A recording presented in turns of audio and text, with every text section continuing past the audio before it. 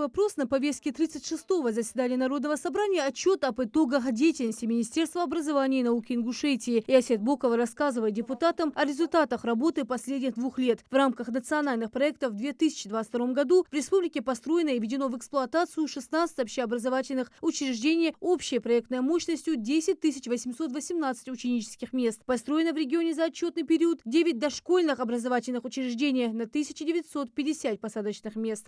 Благодаря реализации национального проекта образования, федерального проекта «Современная школа» в республике функционирует 103 центра образования цифрового гуманитарного профиля, естественно-научной, технологической направленности, в которых наряду с такими профильными предметами, как информатика, ОБЖ, технологии, естественно-научными предметами детей также обучают основам программирования в визуальной среде Scratch. В том числе 1 сентября 2023 года созданы 20 центров образования естественно-научной и технологической направленности. Центры точки роста обеспечивают повышение охвата обучающихся образовательных организаций, расположенных в сельской местности и малых городах, программам основного общего дополнительного образования. 12 детских садов сейчас находятся на реконструкции. Все работы планируют уже скоро завершить. И начнут объекты функционировать с января 2024 года. Все дошкольные учреждения сегодня строго следуют единому государственному образовательному стандарту. Депутаты интересуются вопросом изучения в детсадах ингушского языка и какое время уделяют родной речи. Национальный компонент введен в игровой форме.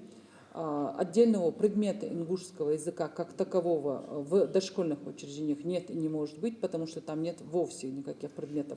Но есть определенные направления в рамках кружковой деятельности. Да.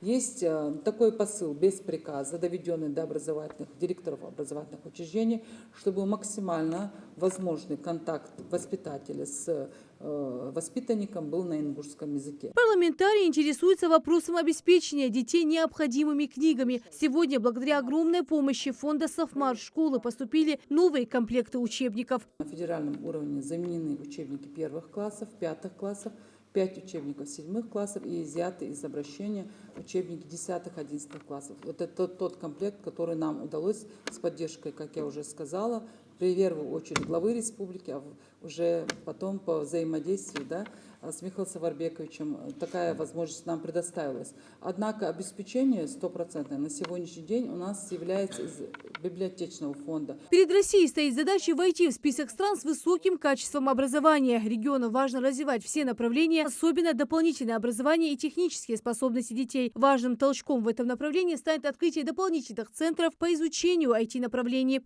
Также создание регионального модельного центра даст нам возможность координировать работу всей системы дополнительного образования и дополнительно акцентрировать внимание на IT-направлениях и на технических направлениях.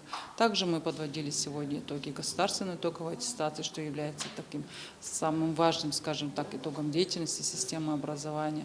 Обозначили, какие приоритеты мы будем ставить уже на следующий год, изучили все ошибки текущего года, так используем опыт других субъектов, положительный опыт. Далее депутаты приступили к рассмотрению проектов законов. С докладом о проекте закона о внесении изменений в закон о налоге на имущество организации выступил председатель комитета по экономической политике.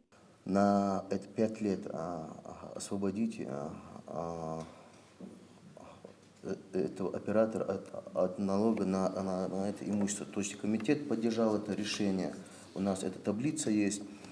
Данный проект закона был направлен субъектам права за законодательной инициативы. Все субъекты поддержали это решение. Также депутаты рассмотрели законотворческие инициативы, приняли в первом и третьем чтениях важные проекты законов, которые регламентируют работу организации не только. Лина Сычуева, Рахман Суров, Новости 24.